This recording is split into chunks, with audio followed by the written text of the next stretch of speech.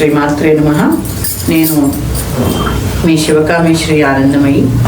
పిల్లలకి సనాతన ధర్మంలో కొన్ని విషయాలు చెప్పడంలో భాగంగా గణపతి స్తోత్రము, అలాగే తల్లిదండ్రులని ఎలాగ గౌరవించాలి అనే దాని మీద ఒక శ్లోకము చెప్పడం జరిగింది. ఇప్పుడు ఇందాక నేను లాస్ట్ ఎపిసోడ్లో గురుదేవో భవ అని చెప్పాను కదా. ఇప్పుడు ఆ గురువు మీద ఒక శ్లోకం చెప్తాను. ఇది చక్కగా మీ పిల్లలకి నేర్పించి స్కూల్కి వెళ్ళిన తర్వాత ఆ గురువుకి ఎలా నమస్కారం చెప్పాలో తెలియచేయండి. ఎందుకంటే తల్లిదండ్రులకి గురువుకి నమస్కరించుకోవడము మన సనాతన ధర్మంలో ఒక సంస్కారవంతమైన ప్రక్రియ.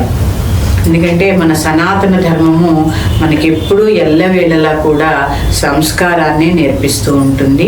ఆ సంస్కారాన్ని మీ పిల్లలకి మీరు అందించాలి. ఎందుకంటే నేటి బాలలే రేపటి పౌరుల కింద ఎదుగుతారు. కాబట్టి కొంచెం సమయాన్ని కేటాయించి ఈ విషయాలు మీ పిల్లలకి తెలియచేయండి. పిల్లలు మీకు స్కూల్కి వెళ్ళిన తర్వాత టీచర్కి నమస్కారం చేయాలని చెప్పాను కదా. ఇప్పుడు టీచర్ మీద ఒక శ్లోకం చెప్పుకున్నాము. అమ్మని అడిగి నేర్చుకోండి, ఓకేనా? గురు బ్రహ్మా గురుర్విష్ణు గురుదేవో మహేశ్వరః గురు సాక్షాత్ పరబ్రహ్మ తస్మై శ్రీ గురవే నమః. మళ్ళీ చెప్పుకుందామా? ఇప్పుడు 2 times చెప్తాం స్లోగా, ఓకేనా?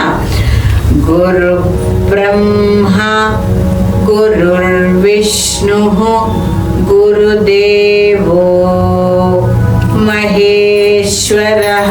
మళ్ళీ అగైన్ గురు బ్రహ్మ గురుర్విష్ణు గురుదేవో మహేశ్వరః గురు సాక్షాత్ పరబ్రహ్మ తస్మై శ్రీ గురవే నమః.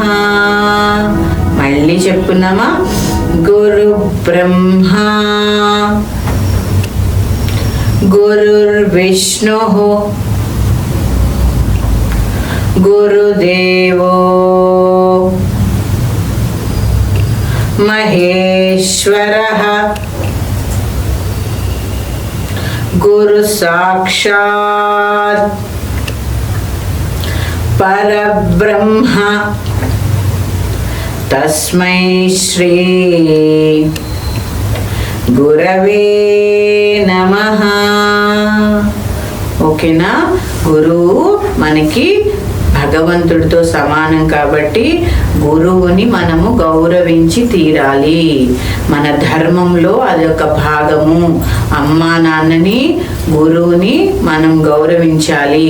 అమ్మా నాన్న మాటకి ఎప్పుడు ఎదురు చెప్పకూడదు.